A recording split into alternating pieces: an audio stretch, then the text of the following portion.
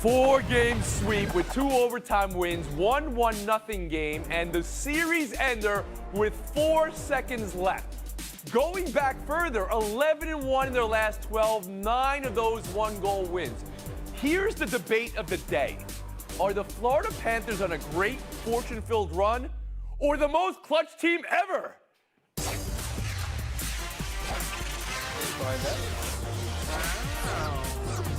That's a great question, Tony.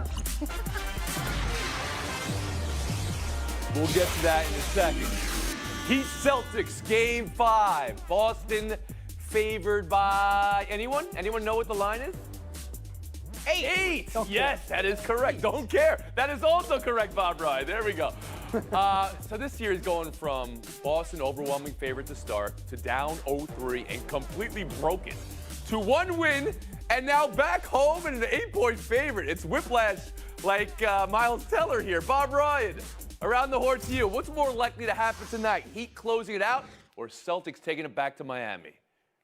Well, I don't care whether it's 8 or 18 or 108 or minus 2. Celtics, I'm with you. I think will win tonight. Mm-hmm. I think they're going to build off what they started to construct in the last game and play more like the team that we know they can be. Look, my belief, and I've said it to you before, and I'll say it for the 100,000th time, they're the most talented collection of basketball players on this planet. However, they are the most unreliable collection of good basketball players on this planet. And they have. There's no reason to have faith that they will come up big tonight, other than to know how good they can be. They have something to prove. I thought they had proven it after Game 7 with Philadelphia. Well, that wasn't true. That was a false positive. So we have to go again. But I think if they play their A- game, they'll win tonight. All right. Monica McNutt, you with Bob Ryan there? Who you got tonight?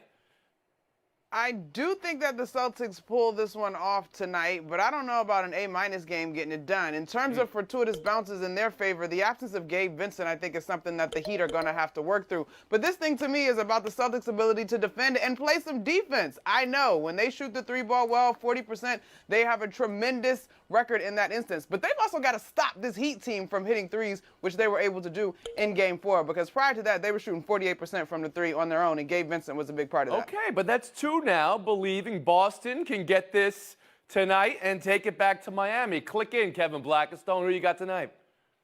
Well, I kind of like the team that's won 75% of these playoff games in this series so far. I mean, you know what? The Heat had an off game, and Boston had one on game. They are 4-5 in the postseason at home, are the Celtics. So back to Bob's point, very unreliable, but they are what they are. And I just think that when you look at one thing in particular in this series, the coaching matchup, Eric Spoelstra has a big advantage over Missoula, and we all know that, and we've seen some things break out there. But I think that what Monica said about playing defense, they were able to run some guys off the three-point line. They didn't shoot 40% like they had been doing all along. Can Boston do that again? I'm just not so certain, and I'm just not so certain that the Heat won't play as they've played in the first 3 games. So there's one for Miami. And David Dennis Jr., your turn.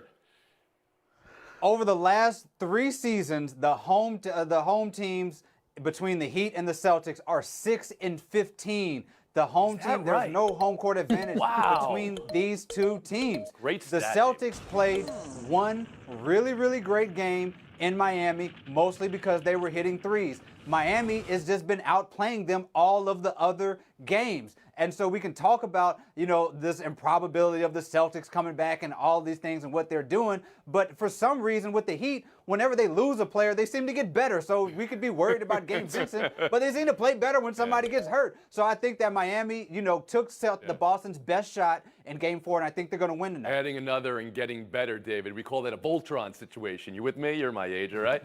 Bob Ryan, back to you on the fickle nature of this team at home. Can you explain that? Why aren't they winning postseason games in Boston anymore? No one can explain it. It was a topic of conversation going into the tournament and the playoffs, and it means more one so than ever. No one can explain it. Their indifference and their inability to take advantage of the home court.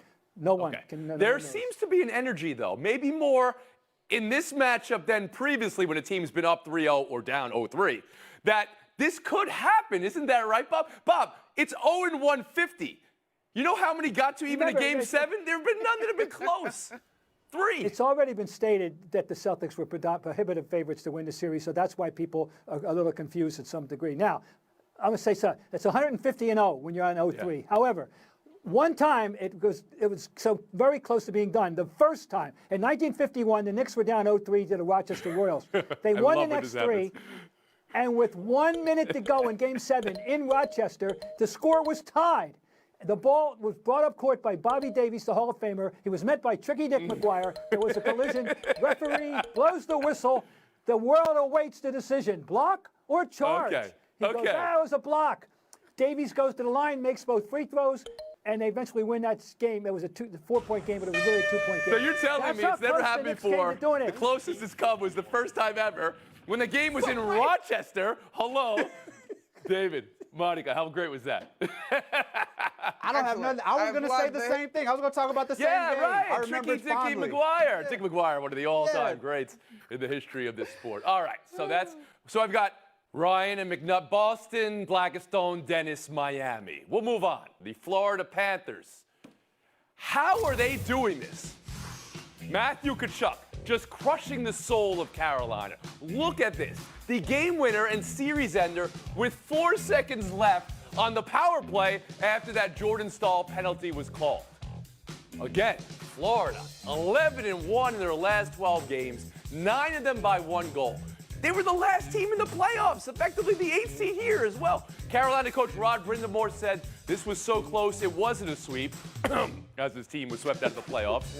Whiplash like Indiana Jones there. Kevin Blackistone, the debate of the day, are the Panthers on a great fortune-filled run, or are they the most clutch team ever?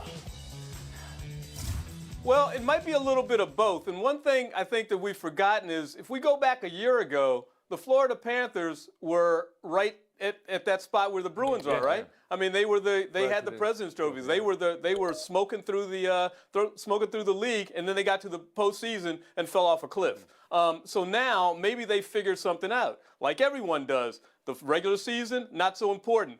Just got into the playoffs, and now they're playing their best hockey of the year, obviously. And look how they won that game last night. Going back to Tkachuk, once again, it's his 3rd game winner, and he was wide open on that. How did no one put a body on him? That was incredible. So I think it's a little bit of both. So you say a little bit of both, and I say mute. Save a little bit of both for your classroom, professor. This is around the horn. The game of competitive banter. David Dennis Jr., is this an all-time luck-filled run, all these 1-goal games and 1-goal wins, or the most clutch team ever?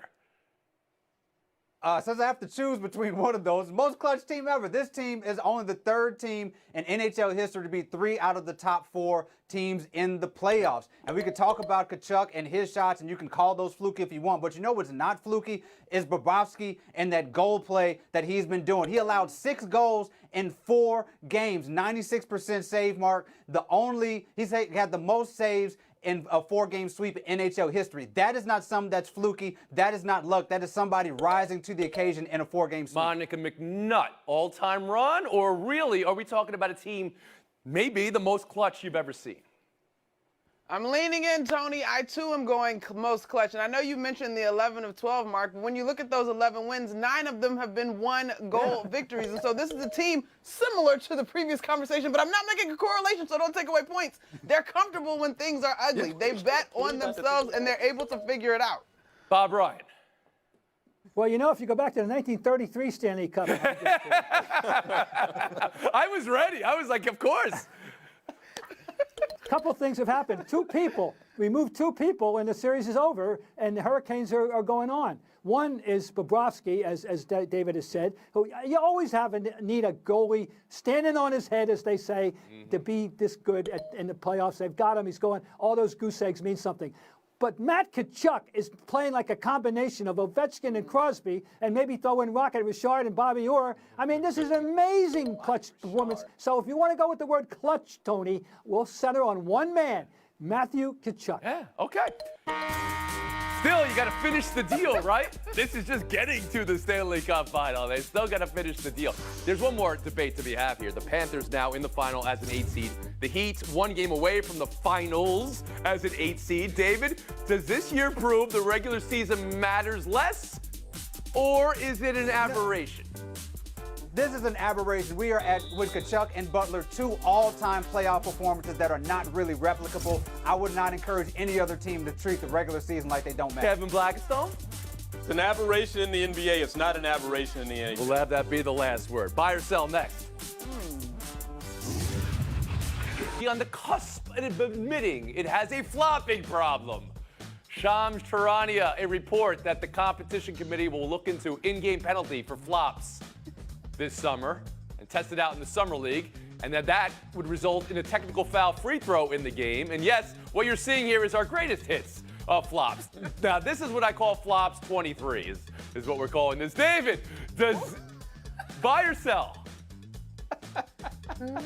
I'm selling this. The last thing we need is referees litigating more amorphous calls and telling us what a flop is. Whatever happened to the fines that were supposed to come when we're doing flops? And what were charges and fouls, all that stuff? They're just wasting time because they don't know what these actual things are. So you're going to stop the game and try to tell me if somebody is flopping or not? This is just going to waste time, and heaven forbid if this becomes something that we review and challenge and take even more time out of So the you're game. selling. Kevin Blackstone, buy or sell? David, when you sit at home and watch an NBA game, you know very well that you point out every time, that's a flop, that's a flop. They need to get this out of the game. They do need to get it out of the game. Nobody cares about writing a paycheck. Make it cost your team something on the floor, and you watch those flops So you're get out buying of the the game. NBA trying to get this arms around it in the middle of a This game. is for athletes. It's not for thespians. Monica, buy or sell?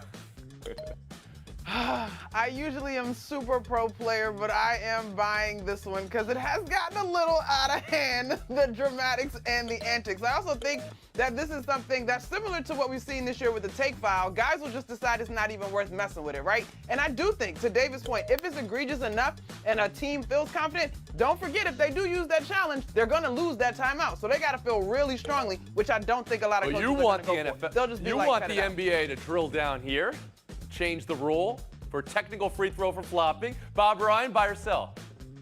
I'm selling. All referees are not created equal, and some are more intelligent to adjudicate this than others. But I covered the most famous vigilantism ever when Dave Cowens, angered because Mike Newland had taken a second flop on him in the game, knocked him on his rear end, ran over to referee Bill Jones and said, "Now that's a foul." Now that's okay. By the way, let's go back around the horn here. 1951 finals. Was it a block charge or flop by Tricky Dick McGuire? That's the question everybody wants to know. Was that game even on TV, Bob? Lucky it was on radio. I don't even think we had TV. We'll move on. Let's check in on the Baltimore Ravens now. It's been one practice. And this is what Lamar Jackson is saying, that he's loving the looks of the Ravens' new offense under new coordinator Todd Monken, and that he expects less running and more passing this year. Debate this, Kevin Blackstone. What's better for Lamar and the Ravens? More passing and less running, or more running and less passing?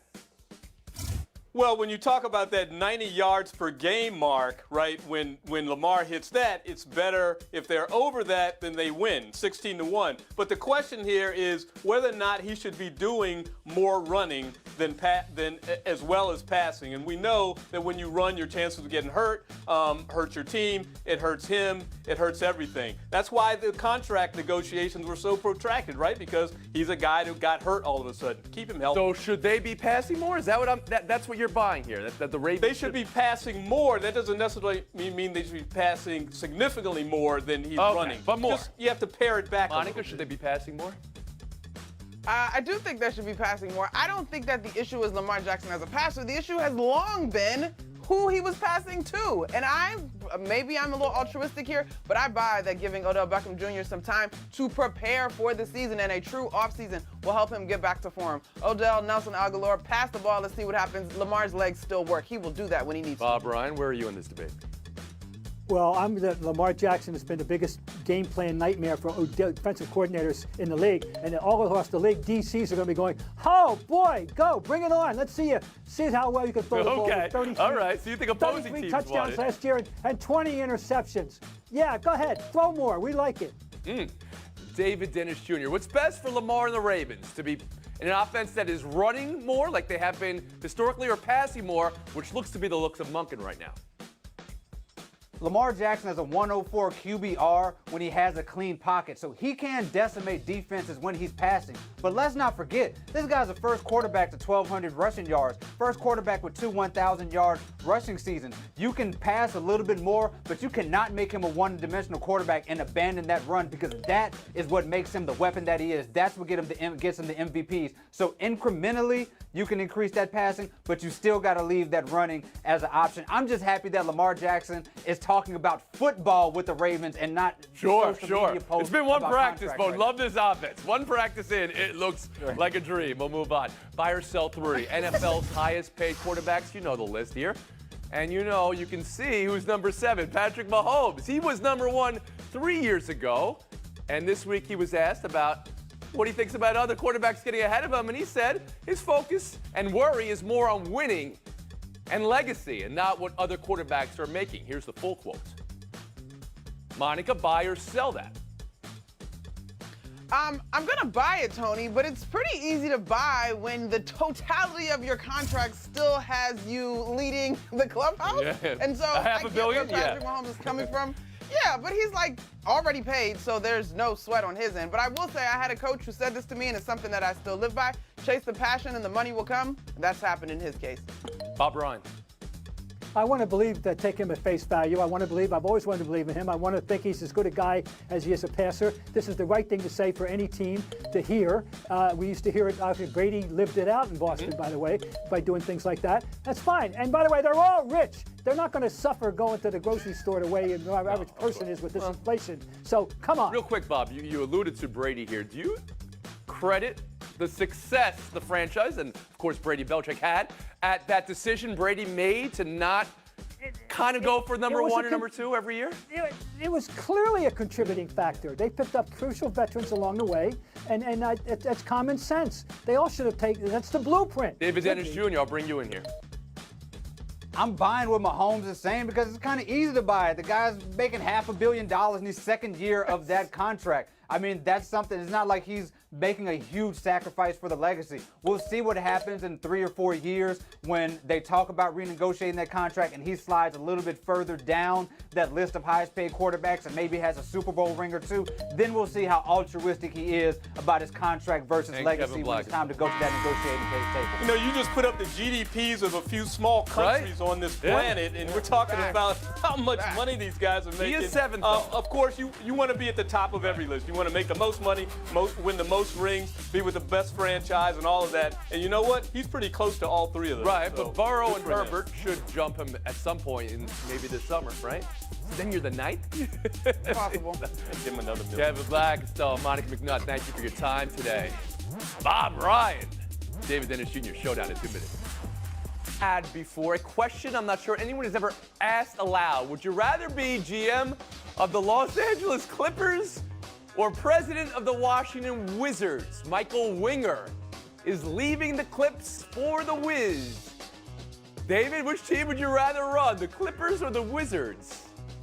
Okay, so sure, the Wizards have a long history of being bad, have a $200 million player who doesn't want to get traded. They have not a lot of cap space, but at least they have some draft picks, I guess. Like the Clippers have traded so many of their picks for Kawhi and PG. At least you have some picks for the Wizards. I think I'll take the Wizards Bob job. Ryan, you with the Wizards or the Clippers?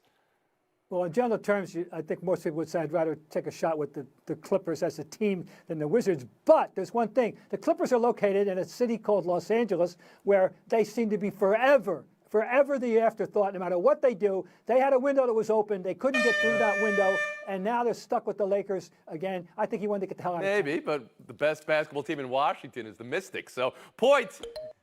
David Dennis Jr., Texas A&M baseball coach Jim Schlossnagle. He said in-game interviews are bad luck. He thinks bad things are going to happen to his team when he's interviewed. Watch this. give us 2 or 3 good innings. If that can continue to swing, and I have bad luck in these interviews. No, you don't. You got it. Look. Oh, see, it was. Told you. Listen. See you later. Hey, Bye. good talking with you, Goodbye. Sloss. See you, Enjoyed buddy. it. See ya. Good luck or Unbelievable. bad We'll never luck talk in to him game again. interviews, Bob? Ever heard the phrase self-fulfilling prophecy? Wow, that was the ultimate in it. But that's a crybaby exit. So I'm sorry, that wasn't that bad a play. He had to run a long way. I don't know, maybe he got dizzy. David Dennis Jr. I love it. We need more of these. He seemed to be a good sport about it. It was sort of a meaningless play, and we just got to enjoy his misery. Give me all of that as much as possible. Yeah, I love a walk-off interview. Just end it with a walk-off. Nothing more to say. David Dennis Jr., a walk-off win here. 30 seconds of FaceTime. I am a fan of basketball podcasts. I love them. I can't get enough of them. And the podcast that has been on my mind and on my playlist the most lately is Paul George's podcast. I love it for one reason. He talks so much about all the times he gets whooped on a basketball court, and it's great. You want to know about Clay scoring 61 points on him? He'll tell you about it. You want to know about getting swept by LeBron? He'll tell you. You want to try to guard Steph Curry and lose and have 50 points dropped on you? Paul George will tell you all about it. It's so open and so vulnerable. It's the best. He does have a self-deprecating way about him. Also, he does a podcast with the professor from N1, I think, right? N1.